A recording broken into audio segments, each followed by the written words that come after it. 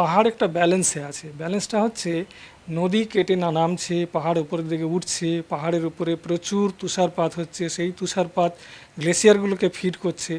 সমস্যা যেটা হবে যদি তুষার তাড়াতাড়ি গলে জলে পরিণত হয়, তার ফলে হড়পা বান এরকম নেমে আসবে খুব দ্রুত।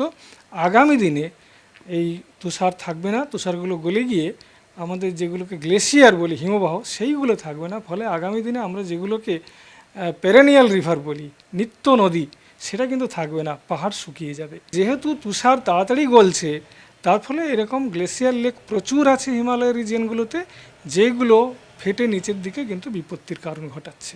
এই যে এগুলো হচ্ছে তার প্রধান কারণ কিন্তু বিশ্ব উষ্ণায়ন। কারণ এখানকার যে তুষারপাত হয়, সেই তুষারপাত তাড়াতাড়ি গলে যাচ্ছে, এবং তুষার যদি গলে যায় তার সঙ্গে একটা উঁচু জায়গাতে জলীয় বাষ্প তৈরি হয়। তাছাড়া এখানকার যে বিভিন্ন ডেভেলপমেন্ট, ধরুন আমাদের যে হাইড্রো পাওয়ারগুলো তৈরি করা হচ্ছে, তাতে যে ড্যাম তৈরি করা হয়, তার থেকে জলীয় বাষ্প উঠলে সেই জলীয় বাষ্প আবার তাপ ধরে রাখতে পারে।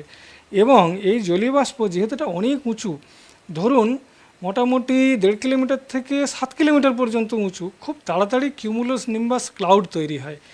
এই মেঘগুলো বেশিক্ষণ স্থায়ী হয় না, খুব দ্রুত এইগুলো নেমে আসে, ফলে যেগুলোকে আমরা মেঘ ভাঙা বৃষ্টি বা ক্লাউড বাস্ট বলি, সেইগুলো আবার এগুলোকে ত্বরান্বিত করে। তার সঙ্গে আমি শুনলাম যে একটা নাকি ইউএসজিএস বলেছে, ইউনাইটেড স্টেটস জিওলজিক্যাল সার্ভে, যে একটা 4.7 স্কেলে, রিক্টার স্কেলে একটা ভূমিকম্প হয়েছিল।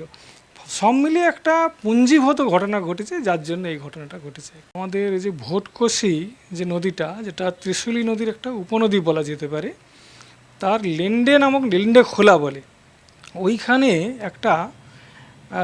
একটা সাময়িক বাঁধ তৈরি হয়েছিল। সেটা ওখানে এই তুষার ধস হলে যেটা হয়, অ্যাভেলা বলে সেটাকে, তার ফলে পেছন দিকে অনেকটা জল দাঁড়িয়েছিল। কিন্তু এইগুলো খুবই ঘনস্থায়ী হয় এবং খুব দ্রুত ভেঙে আসে, কিন্তু ভাঙার সময় একসঙ্গে অনেকটা জল নেমে আসে, এবং এখানকার যে নদীর গতিপথটা সেটা অত্যন্ত খাড়া, মোটামুটি 15, কোনো জায়গায় 20-30 ডিগ্রি পর্যন্ত। ফলে যখন নামে তখন এই জলের সঙ্গে প্রচুর বড় বড় বোল্ডারগুলো নামিয়ে নিয়ে আসে। এইগুলো কাটিং টুল হিসেবে কাজ করে। তার সঙ্গে কাদা টাদা একসঙ্গে নিয়ে আসবে, যত নিচের দিকে নামবে সে আরও বেশি ওজন নিয়ে আসবে, তার ফলে নিচের দিকে যা কিছু থাকবে সব ভেঙে চুরে গুড়িয়ে নিয়ে যাবে। এটাই স্বাভাবিক।